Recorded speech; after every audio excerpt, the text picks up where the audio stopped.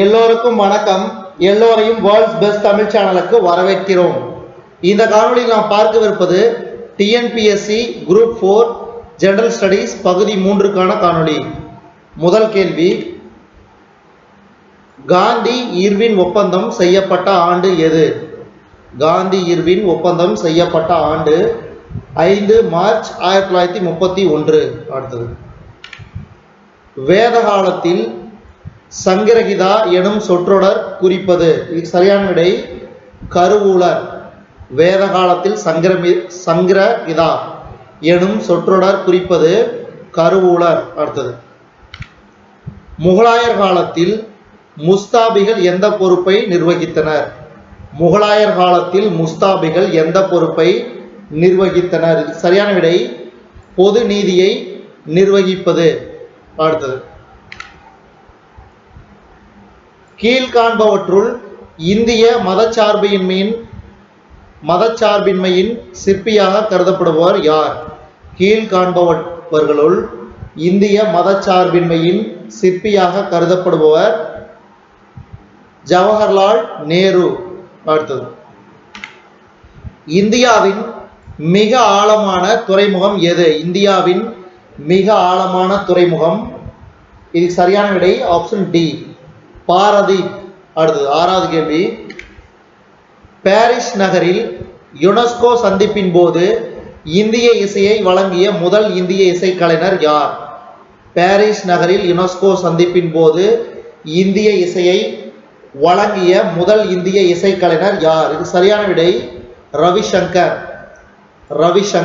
அடுத்தது, 7வது கேள்வி, சணல் உற்பத்தியில் முதலிடத்தில் உள்ள இந்திய மாநிலம்?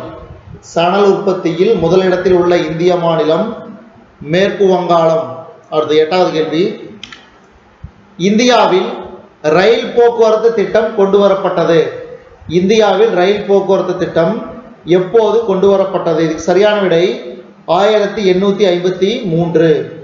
அடுத்தது, 9வது கேள்வி, பாட்சால் மண் வகை என்பது? இதுக்கு சரியான விடை 9க்கு மலைப்பகுதி மண். அடுத்தது, இந்தியா தசம நாணய முறைக்கு மாறிய காலம்? இந்தியா தசம நாணய முறைக்கு மாறிய காலம் ஏப்ரல் 1957. அடுத்தது, இந்தியாவில் தேசிய வருமானம் எத்தனை முறைகள் வாயிலாக கணக்கிடப்படுகிறது? இந்தியாவில் தேசிய வருமானம் எத்தனை முறைகள் வாயிலாக கணக்கிடப்படுகிறது? சரியான விடை 3 முறைகள். அடுத்தது, அண்ட விடுப்பிற்கு பின் நாளமில்லா பகுதியான அண்டகம் டேஸ் என அழைக்கப்படுகிறது? அண்ட விடுப்பிற்கு பின் நாளமில்லா பகுதியான அண்டகம் டேஸ் என அழைக்கப்படுகிறது? இதுக்கு சரியான விடை கார்பஸ் லூட்டியம். அடுத்தது, 13வது கேள்வி, பின்வருவனவற்றை இணைக்கவும். பின்வருபவற்றை இணைக்கவும். இதுக்கு சரியான விடை 13வது கேள்விக்கு ஆப்ஷன் டி, அதாவது ஹீமோபிலியா, கிறிஸ்துமஸ் நோய். அடுத்தது, ஒய் இணைப்பு, ஹாலோண்ட்ரிக் ஜீன். அடுத்து, பார்பாடி பெண். அடுத்தது, XX குரோமோசோம்கள்.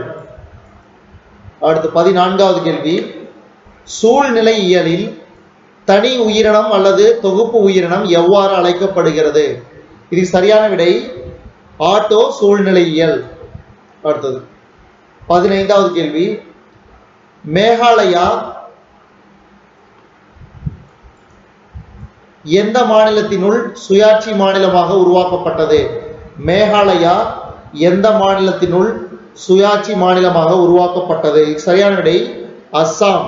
அடுத்தது, 16வது கேள்வி, இந்தியாவின் எந்த மாநிலம் கடவுளின் தேசம் என்று அழைக்கப்படுகிறது? இந்தியாவின் எந்த மாநிலம் கடவுளின் தேசம் என்று அழைக்கப்படுகிறது? சரியான விடை கேரளா. அடுத்தது, 17வது கேள்வி, இந்திய ரிசர்வ் வங்கியின் முதல் கவர்னர் யார்? இந்திய ரிசர்வ் வங்கியின் முதல் கவர்னர் யார்? சரியான விடை சர் ஆஸ்போர்ன் ஸ்மித். அடுத்து, 18வது கேள்வி,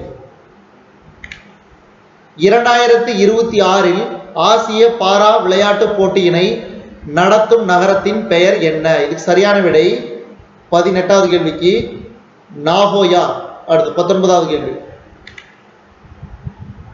the ministry of utmost happiness, the ministry of utmost happiness என்ற புத்தகத்தை எழுதியவர் யார்? சரியான விடை அருந்ததி ராய். அருந்ததி ராய். அடுத்தது 20வது கேள்வி. ஐ டு வாட் ஐ டு என்ற புத்தகத்தை எழுதியவர் யார்? இதுக்கு சரியான விடை ரகுராம் ராஜன். அடுத்தது 21வது கேள்வி. ஐக்கிய தேசிய பல்கலைக்கழகம் எங்கு அமைந்துள்ளது? ஐக்கிய தேசிய பல்கலைக்கழகம் எங்கு அமைந்துள்ளது? இதுக்கு சரியான விடை டோக்கியோ, ஜப்பானின் தலைநகர் டோக்கியோவில். அடுத்தது பெண்களுக்கான தேசிய ஆணையம் அமைக்கப்பட்டது.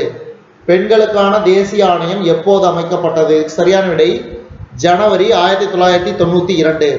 ஜனவரி 1992. அடுத்தது 23வது கேள்வி. சபாநாயகர் மற்றும் துணை சபாநாயகர் ஆகியோரின் ஊதியம் பிற பண பயன்கள் யாரால் நிர்ணயிக்கப்படுகிறது? சபாநாயகர் மற்றும் துணை சபாநாயகர் ஆகியோரின் ஊதியமும் பிற பண பயன்கள் யாரால் நிர்ணயிக்கப்படுகிறது? இதுக்கு சரியான விடை ஆப்ஷன் சி பாராளுமன்றம். அடுத்து 24வது கேள்வி. இந்தியாவில் நிர்வாக தீர்ப்பாய சட்டம் பாராளுமன்றத்தால் நிறைவேற்றப்பட்ட ஆண்டு எது? இந்தியாவில் நிர்வாக தீர்ப்பாய சட்டம் பாராளுமன்றத்தால் நிறைவேற்றப்பட்ட ஆண்டு 1985. அடுத்தது 25வது கேள்வி. இந்த காணொளியின் கடைசி கேள்வி. இந்தியாவில் மத்திய மாநில உறவுகளை பற்றி குறிப்பிடும் விதிகள் எது? இது சரியான விடை 245 முதல் 293 வரையான விதிகள். இதுவரைக்கும் நம்ம இந்த காணொளியில் பார்த்தது டிஎன்பிஎஸ்சி குரூப் 4 ஜெனரல் ஸ்டடீஸ் பகுதி 3க்கான காணொளி. இந்த காணொளி உங்களுக்கு பிடிச்சிருந்துச்சுன்னா லைக் பண்ணுங்க, கமெண்ட் பண்ணுங்க, மறக்காம இந்த காணொளியை உங்க நண்பர்களுக்கும் மற்றவர்களுக்கும் ஷேர் பண்ணுங்க. இதுவரைக்கும் நம்ம வேர்ல்ட் பெஸ்ட் தமிழ் சேனலை சப்ஸ்கிரைப் பண்ணாங்க, சப்ஸ்கிரைப் பண்ணிக்க. கீழே இருக்கிற பெல் பட்டனை பிரஸ் பண்ண மறந்துடாதீங்க. அதாவது நம்ம வேர்ல்ட் பெஸ்ட் தமிழ் சேனல்ல வந்து பாத்தீங்கன்னா 2021 செப்டம்பர் மாதத்தில் நடைபெற உள்ள குரூப் 4 தேர்வுக்கான காணொளிகள் வந்து ஒவ்வொரு நாளும் ஒவ்வொரு புது புது காணொளிகள் வந்து அப்லோட் பண்ணக்கூட நம்ம சேனல்ல. அதனால யாரெல்லாம் குரூப் 4க்கு தயாராகிட்டு இருக்கிறீங்களோ நம்ம சேனலை வந்து சப்ஸ்கிரைப் பண்ணி மறக்காம ஃபாலோ பண்ணுங்க. இந்த காணொளியை நம்ம வேர்ல்ட்ஸ் பெஸ்ட் தமிழ் சேனல் வாயிலாக பார்த்தமைக்கு நன்றி.